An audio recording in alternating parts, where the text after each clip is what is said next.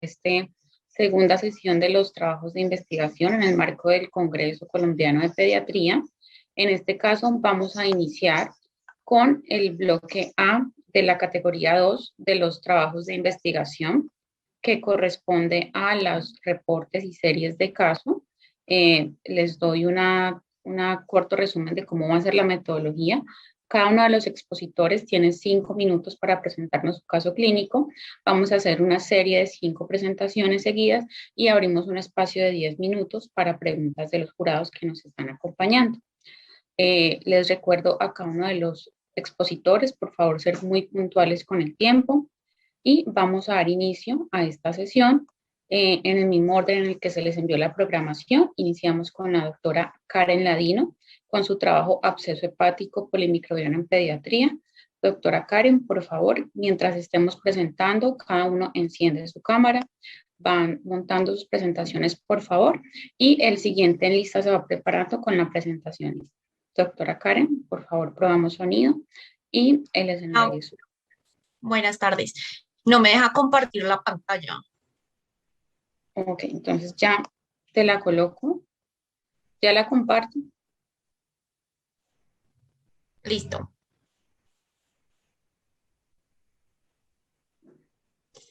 Perfecto. Bueno, listo. Entonces vamos a empezar. Este reporte de caso es sobre absceso hepático polimicrobiano en pediatría. Lo hicimos en conjunto con la doctora Ángela María Soler, pediatra y profesora del Hospital Universitario San Ignacio, y pues yo, Karen Ladino, residente segundo año del Hospital San Ignacio. Entonces, como introducción, tenemos que el absceso hepático es poco frecuente en la edad pediátrica. Se va a dividir dependiendo de su etiología en bacteriana, parasitaria o polimicrobiana. La incidencia va a aumentar en países en vía de desarrollo porque va a estar asociado a pobres condiciones económicas, de higiene y de salubridad, y va a ser una causa de dolor abdominal y fiebre en pediatría. Sin embargo, vamos a ver que los síntomas son inespecíficos. El diagnóstico se va a hacer con ecografía y TAC de abdomen, y el tratamiento será pues con manejo antibiótico endovenoso prolongado y en algunos casos drenaje del mismo. Tiene una alta morbimortalidad, una incidencia baja. Sin embargo, en países como Colombia son frecuentes, y eso es, pues digamos que lo hace interesante para la presentación del caso. Entonces, el caso es acerca de un paciente de 8 años con un cuadro clínico de 8 días de evolución, consistente en fiebre, posiciones con moco y sangre y dolor en mi abdomen derecho. Provenía de área rural en Córdoba. Sin embargo, ya vivía aquí hacía 5 meses en compañía de sus padres y sus hermanos en una casa que contaba con todos los servicios públicos básicos. Al examen físico de ingreso como único hallazgo positivo se encontró dolor a la palpación en hipocondrio y flanco derecho sin signos de irritación peritoneal. Como laboratorios de ingreso teníamos un hemograma con leucocitosis, neutrofilia y trombocitosis, aumento de los reactantes de fase aguda, una ecografía de abdomen que nos mostraba una colección, una lesión focal hipoecoica heterogénea secundario pues, a un proceso infeccioso, coproscópico, glicemia, función renal y hepática normales, con una alta sospecha de etiología amebiana o parasitaria. Se le inició manejo con metronidazol, se solicitó valoración con infectopediatría, quien indicó ampliar cubrimiento antibiótico con ampicilina sulbactam y realizar estudios de extensión. Tiene hemoparásitos y VIH negativos con un film array gastrointestinal positivo para Shigella y E. coli enteroinvasiva y E. coli enteropatógena, un coproscópico seriado con quistes y trofozoitos de entamoeba histolítica y quistes de Yarvia, y un TAC de abdomen que mostraba pues la colección multilocular en el lóbulo hepático derecho, sugestiva pues de absceso. Con estos reportes se indicó cambio de cubrimiento antibiótico a ceftriaxona y continuar pues con el metronidazol. Se indicó drenaje percutáneo con hallazgos de 3 cc de material hematopurulento con examen directo, coloración grama y cultivo del mismo negativo. Sin embargo, ya se había iniciado el manejo antibiótico previamente, hemocultivos negativos y coprocultivo con una E. coli sensible a ceftriaxona, resistente a cefazolina y ampicilina sulbactam, por lo que se continuó pues, el manejo médico que estaba instaurado. Con laboratorios de control con descenso pues, de reactantes de fase aguda, mejoría de leucocitosis y neutrofilia, ecografía de abdomen total a los 10 días de manejo antibiótico, con persistencia del absceso, pero disminución de su tamaño asociado con la litiasis sin colecistitis, que se consideró secundaria a ceftriaxona, por lo que se cambió manejo a cefepime.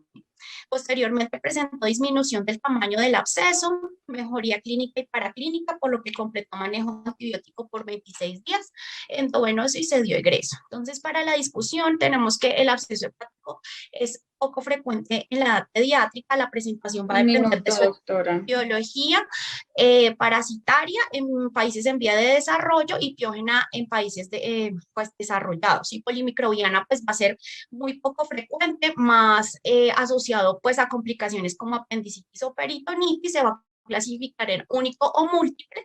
El patógeno más frecuente en el absceso mediano va a ser la entamoeba histolítica y en el piógeno va a ser el estafilococo aureus, E. coli, enterococo fecalis, Klebsiella enterobacter, pseudomonas o salmonella. La clínica va a ser inespecífica, pueden cursar con fiebre, dolor abdominal, menos frecuente masas abdominales o disentería. Como complicación tenemos ruptura del absceso con extensión a peritoneo o pericardio o un sepsis fulminante. Y entre los laboratorios el 50% pueden cursar con anemia, leucocitosis en el 80% y reactantes de fase aguda elevados en el 90%. La ecografía sensible con una sensibilidad del 81 a 100% y un TAC de 95 a 100% para el diagnóstico. Sin embargo, el diagnóstico se debe confirmar con un aspirado percutáneo. El tratamiento inicial para el absceso mediano va a ser con metronidazol y en el absceso piógeno con penicilinasa resistente, más aminoglucósido o cefalosporina de tercera generación. En los abscesos grandes se van a drenar y el tratamiento va a ser por 6 a 8 semanas o de 4 a 6 semanas si se drena. La conclusión es pues que es una entidad poco frecuente, es más frecuente en países como Colombia. El diagnóstico se debe sospechar en pacientes con dolor abdominal, fiebre y hepatomegalia, y se debe realizar un adecuado abordaje para un diagnóstico oportuno de iniciar manejo antibiótico temprano y evitar pues, las complicaciones extrahepáticas que pueden ser fatales. Gracias, doctora Karen. Se prepara la doctora María Camila Cercharo. Les recuerdo, después de 5 presentaciones, es decir, aproximadamente a las 5:25, vamos a hacer el bloque de 10 minutos de preguntas para los jurados. Por favor, sigan conectados. Continúa la doctora María Camila Cercharo con su trabajo absceso perigástrico como complicación de úlcera duodenal rota, reto diagnóstico clínico e imagenológico. Buenas tardes, mi nombre es María Camila Cerchiaro Mejía, soy residente de la Fundación Universitaria Sanitas y vengo a presentarles un caso sobre absceso perigástrico como complicación de úlcera duodenal rota. Es un reto diagnóstico, clínico e imagenológico. ¿Sí me está pasando la presentación? Ya, bueno. Las úlceras pépticas duodenales son defectos de la pared a este nivel que se extienden desde la muscularis de la mucosa y van a comprometer todas las capas del intestino como consecuencia de un desequilibrio entre la pepsina y las barreras de defensa de la mucosa.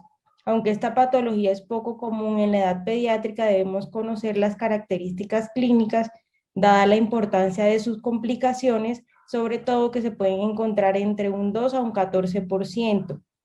Dentro de las complicaciones vamos a encontrar las perforaciones, sangrados, abscesos, estenosis, obstrucción, y se debe tener en cuenta que la incidencia va a aumentar con la edad, aproximadamente a partir de los 10 años.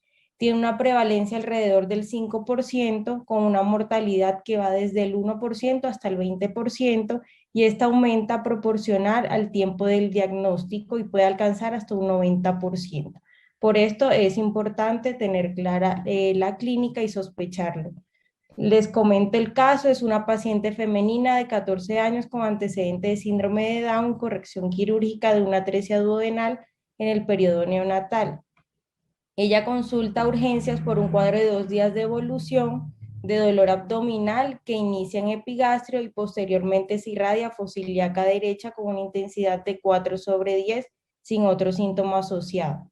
Al examen físico encontramos que presenta dolor generalizado a la palpación y encontramos que no tiene síntomas de irritación peritoneal, pero se evidencia una masa a nivel de epigastrio y esta no es dolorosa. Los reportes de paraclínicos encontramos leucocitosis, neutrofilia, una PCR elevada y un CA129 elevado. La función renal, función hepática eran normales, la amilasa también estaba normal, se decide tomar una ecografía de abdomen donde se muestra una masa heterogénea con bordes mal definidos y un volumen aproximado de 97 cc y se encontraba localizada en epigastrio. Posterior a esto se decide tomar una resonancia que les muestro acá en la imagen. Esta resonancia nos reporta una masa quística en la cola del páncreas, que es la que podemos evidenciar señalada por la flecha, aproximadamente de 83 milímetros, presenta citis e infartos esplénicos. Con estas características sospechan que es una masa de características neoplásicas con metástasis, por lo cual deciden llevar a la paciente a laparoscopia exploratoria y en la laparoscopia nos reportan que encuentran una úlcera duodenal perforada, un absceso roto en la cara anterior del estómago, por lo que convierten a laparotomía, drenan 1500 cc de líquido purulento en todo el abdomen y encuentran que la pared la pared gástrica, el páncreas, está sin alteraciones. Deciden realizar un drenaje y colocación de sistema de presión negativa. Posterior a esto, la paciente requiere 3 intervenciones para el lavado peritoneal. Entonces, consideramos destacar este caso, ya que se ha estudiado en múltiples ocasiones el umbral y la sensibilidad del dolor de las personas con síndrome de Down. Y se ha concluido que se logra que estos pacientes sean más sensibles, aunque la evidencia sugiere que ellos presentan una expresión del dolor más retrasada. Y una vez perciben el dolor puede tener una presentación amplia, una respuesta amplia, y estas conclusiones se han generado ya que hay evidencia de imágenes que diferencian las estructuras involucradas en la modulación del dolor de los pacientes con síndrome de Down, sobre todo la corteza frontal, y en estructuras involucradas en el procesamiento del dolor, como la ínsula y la corteza sensorial. Sin embargo, en el caso, vemos, como lo planteamos, la paciente, a pesar de desarrollar una de las complicaciones más graves, donde incluye la perforación y el absceso, que es una entidad muy rara, no generó mayor compromiso sistémico ni dolor importante, y dada que la clínica es inespecífica en la población pediátrica, debemos tener en cuenta que se pueden generar un dolor intenso, o podemos también encontrar que los pacientes no presenten abdomen agudo. Un minuto, doctora. Se debe sospechar esta patología, sobre todo en pacientes que tienen una anatomía alterada del tracto gastrointestinal, y debemos guiarnos de la clínica, tomar imágenes abdominales, y en ocasiones es necesaria la exploración abdominal para concluir o tener un diagnóstico definitivo en estos pacientes. Gracias.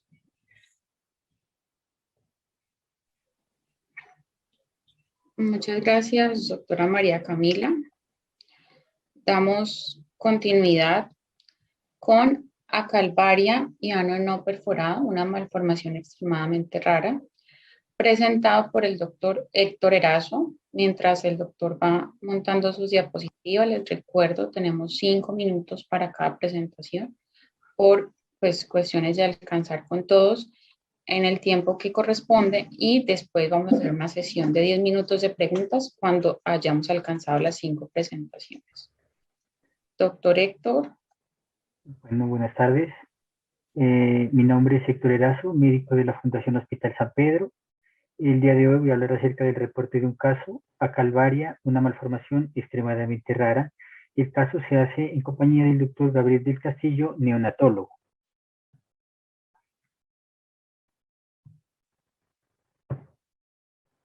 Se está corriendo.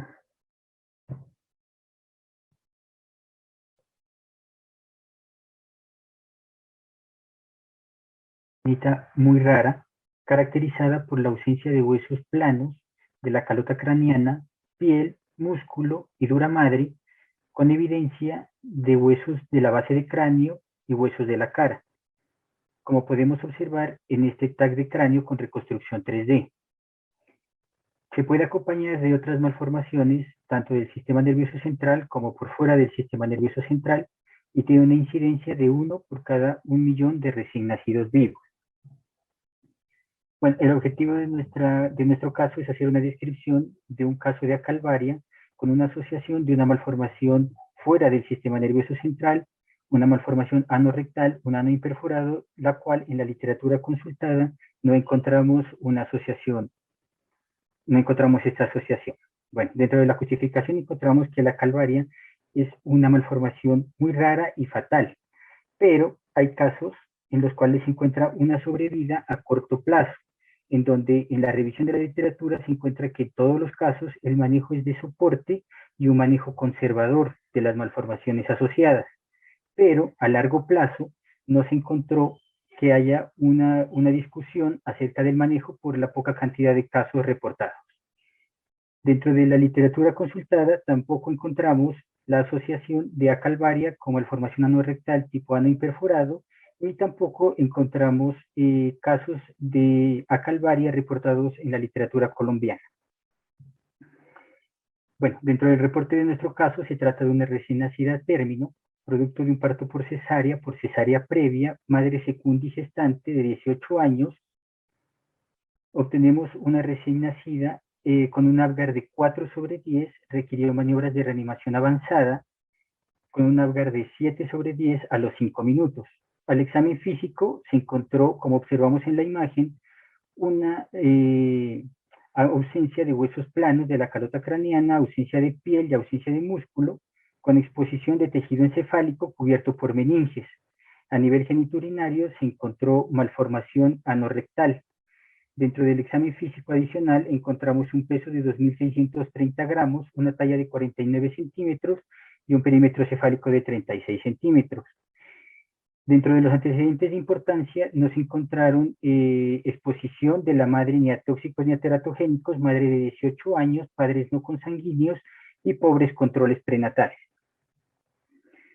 Al examen físico, dentro de los laboratorios se encontraron un IgG y un IgM para TORCH normal, un cariotipo bandeo G normal.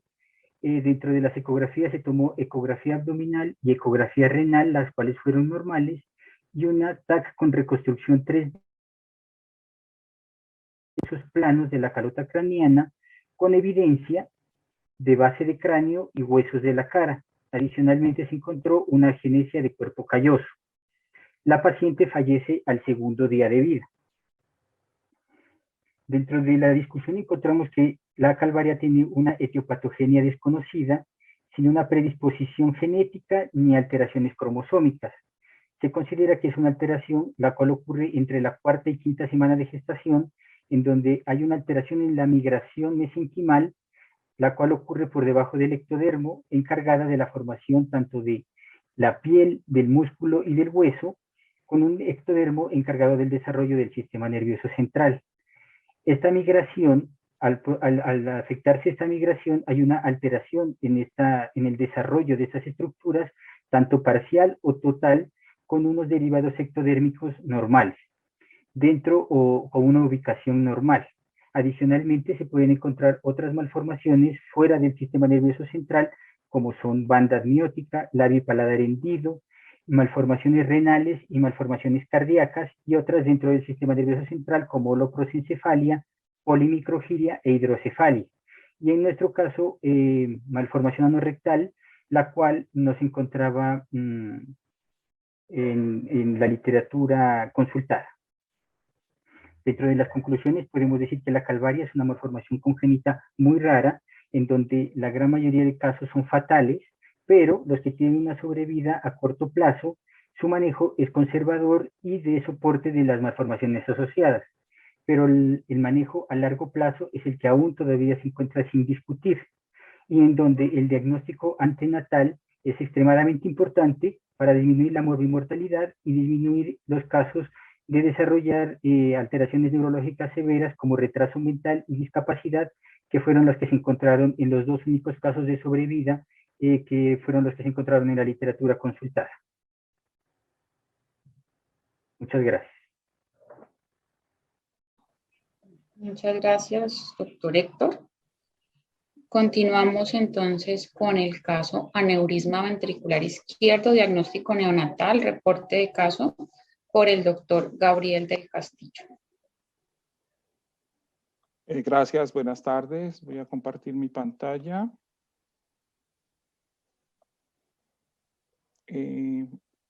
Lo pone en modo presentación, por favor, doctor. Bueno, buenas tardes. Mi nombre es José Gabriel del Castillo.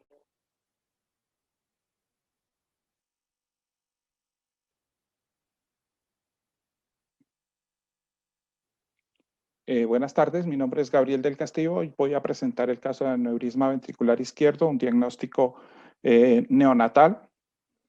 El aneurisma ventricular izquierdo es una protrusión de la pared ventricular durante la sístole. La prevalencia todavía no es muy conocida. Se reportan menos de 1000 casos a partir del primer reporte de 1816 en todas las edades.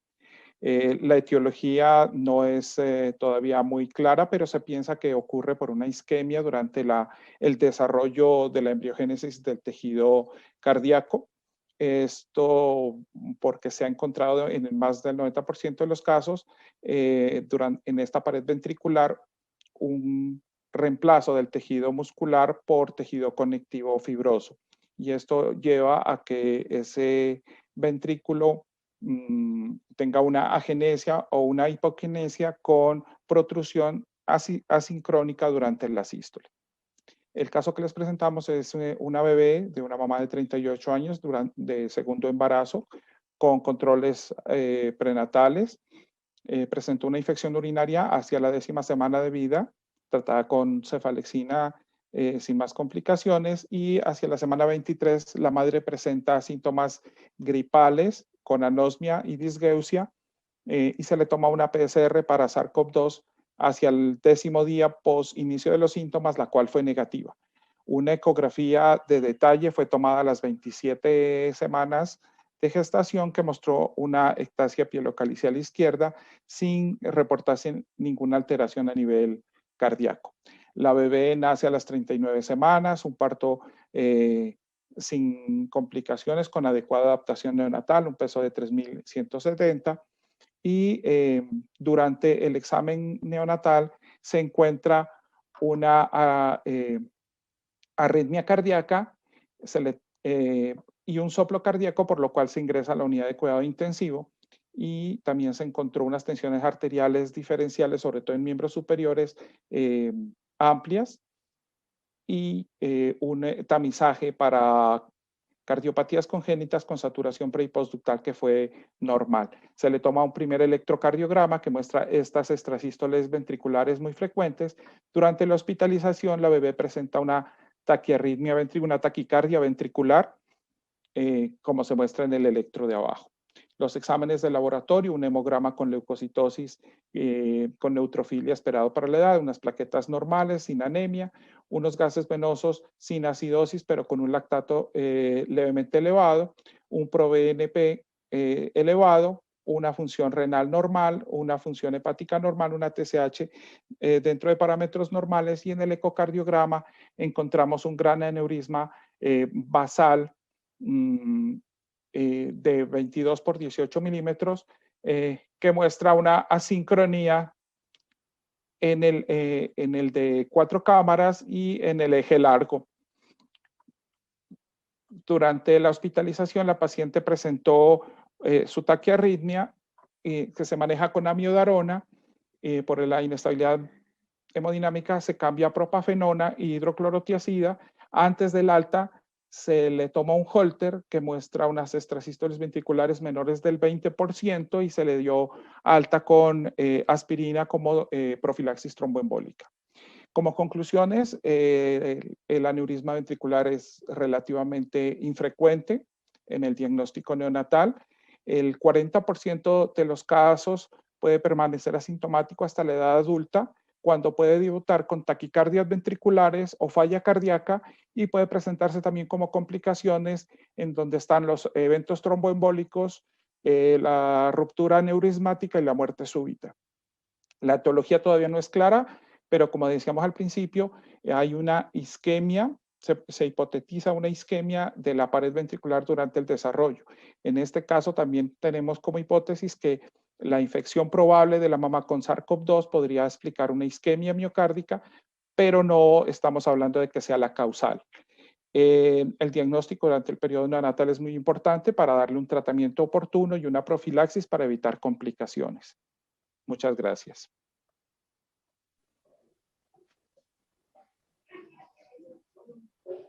Muchas gracias, doctor Gabriel. Y vamos a finalizar este primer bloque. Ahora vamos con el caso angina de Ludwig, un reporte de caso en un adolescente por la doctora Angie Carolina Morales. Buenas tardes, ¿me confirman por favor si están viendo mi pantalla?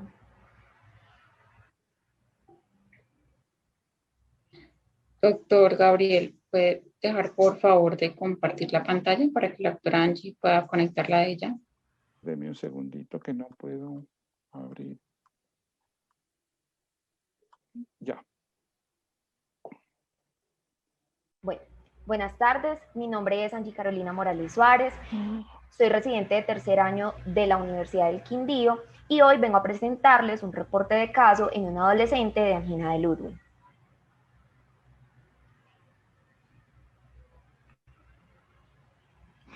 Perdón, ya. Les quiero comentar que la angina de Ludwig se define como una celulitis bilateral del piso de la boca que compromete los espacios submental, submandibular y sublingual y se extiende a tejidos circundantes. La incidencia es alrededor de 4.5 casos por cada 100.000 habitantes en Estados Unidos y la mayoría de los casos se presenta en adultos hasta en un 75%. En Colombia encontramos que hay reportados 4 casos en la literatura y uno de ellos es pediátrico. La mortalidad ha disminuido después de la introducción de los antibióticos, pero se estima que actualmente en niños es mayor del 17%. Les traigo un caso de un paciente masculino de 15 años, quien tuvo un antecedente de un trauma contundente en región mandibular derecha y llegó a nuestra institución por un cuadro clínico de 5 días de evolución consistente en edema y equimosis en región submandibular derecha que se extendía hasta la región anterior del cuello. A la revisión por sistemas encontramos un paciente que refería dolor de una intensidad 8/10 y que había aumentado durante el transcurso de los días, trismus, odinofagia, cialorrea y picos febriles. Al examen físico el paciente efectivamente estaba taquicárdico y febril, tenía una induración en el piso de la boca, el cual también estaba eritematoso, y además encontramos una salida de pus adyacente a la pieza dentaria 46. Además, esta pieza dentaria tenía signos de caries. Como podemos ver en la imagen, esto fue como llegó nuestro paciente inicialmente. En los paraclínicos encontramos una leucocitosis con neutrofilia y una PCR positiva. Se tomaron 2 imágenes, una TAC y una ecografía, que evidenciaron ambas edema de tejido celular subcutáneo en región submaxilar bilateral en la zona superior del cuello, rinofaringe y orofaringe. Además, se encontró una colección derecha de 10 cc submaxilar. Por esto, nuestro paciente inició manejo antibiótico endovenoso con clindamicina y ceftriaxona y posteriormente fue llevado a drenaje quirúrgico de la colección, el cual tuvo que ser realizado con una sedación consciente, dado la preocupación de una obstrucción de la vía aérea. Se drenaron 15 cc de pus y se aplicó un drenaje pericutáneo.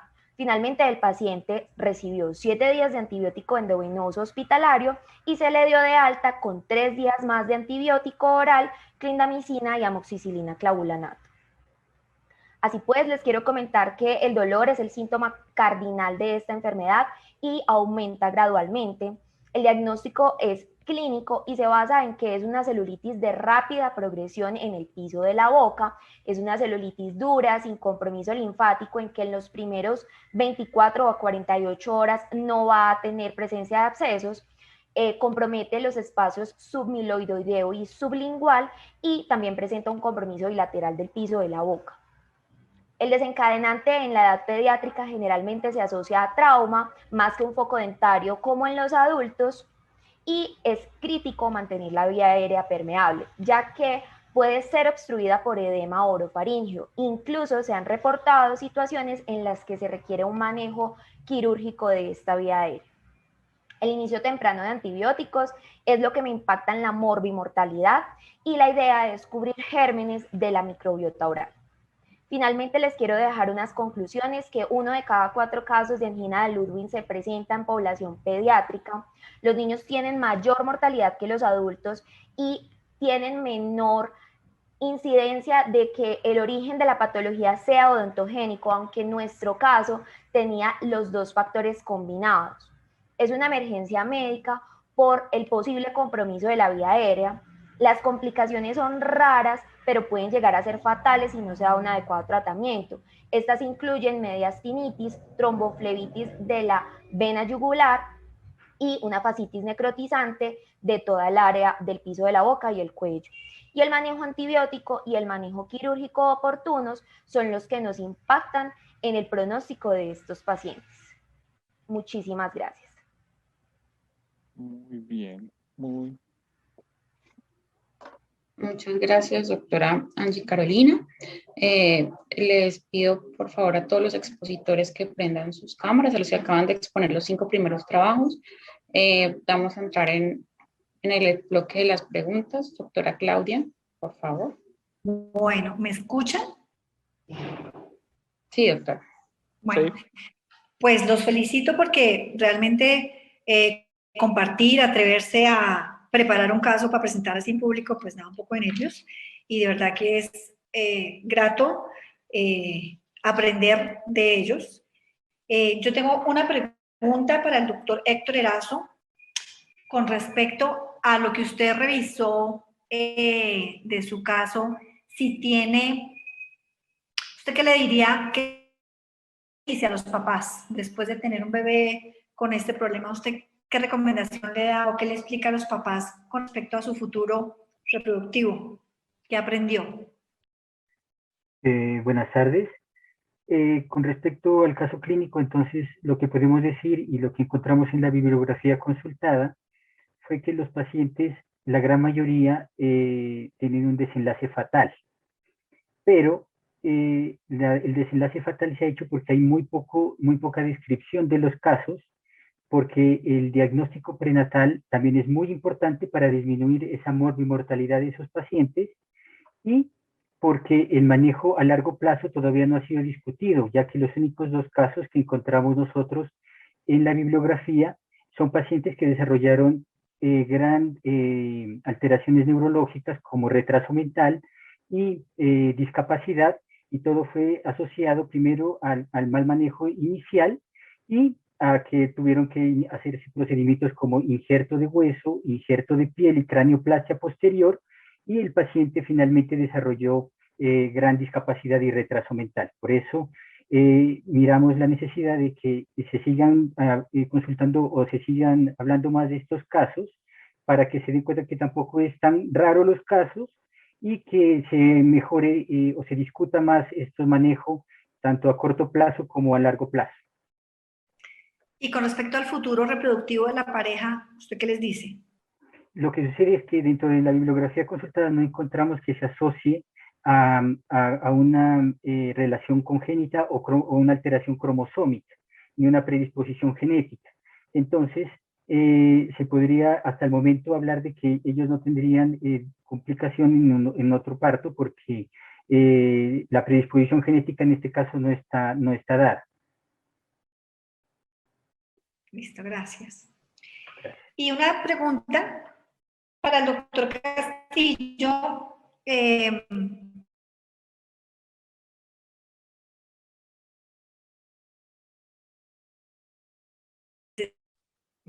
No se oyó la pregunta. No sé, congeló. ¿Ahora? Ya le escuchamos, doctora. Para el doctor Castillo, quería preguntarles si el paciente, el bebé, con respecto al futuro de su corazón, si va a necesitar una cirugía o cómo se hace para el tratamiento del aneurisma. Ya a esta bebita se le hizo seguimiento, se le está haciendo seguimiento frecuente con cardiología pediátrica hasta los 3 meses. Estaba asintomática, sigue con su profilaxis tromboembólica. Probablemente va a requerir una corrección porque ese tejido fibroso va a generar taquiarritmias y va a generar falla cardíaca, pero no en este momento. Hay que hacerle un seguimiento estricto porque puede entrar más adelante en una falla cardíaca que sea de difícil manejo, pero pues va probablemente a requerir una excisión quirúrgica y la mayoría de los casos reportados, ese es el tratamiento definitivo. Gracias. Bueno, yo tendría solamente una pregunta para la doctora María Camila. Doctora, en lo que usted revisó respecto a su caso, ¿en qué paciente, digamos, usted podría pensar o sospechar antes de tener el diagnóstico? Porque pues claramente, como usted lo mostró, llegar hasta el diagnóstico ya con imágenes y ya en vivo en la cirugía, pues está muy lejos como tal del primer contacto con el paciente. ¿En qué paciente de pronto usted podría sospechar o pensar que puede estar cursando con un absceso de esta naturaleza, como el paciente que usted nos presenta? Bueno, inicialmente sospechar una úlcera perforada en el paciente con dolor abdominal, que pues al examen físico encontremos que tiene dolor a la palpación, que tiene signos de irritación peritoneal, sobre todo en pacientes que tengan alguna manipulación o un antecedente previo de la parte gastrointestinal, de la vía gastrointestinal. Y en cuanto al absceso, pues el característico, el dolor abdominal, el paciente que ha estado febril, pero sin embargo en nuestro caso vemos que la paciente solo nos refería que tenía el dolor de aparición en epigastrio y la masa palpable. Ella nunca refirió que tuviese fiebre, que estuviese pues no le encontramos taquicárdica, con ningún signo de respuesta inflamatoria sistémica. Muchas gracias, doctora. Doctora Claudia, ¿alguna otra pregunta? No, señora. Creo que nos toca listar, ¿cierto? Sí. Entonces, continuamos. Gracias a los expositores.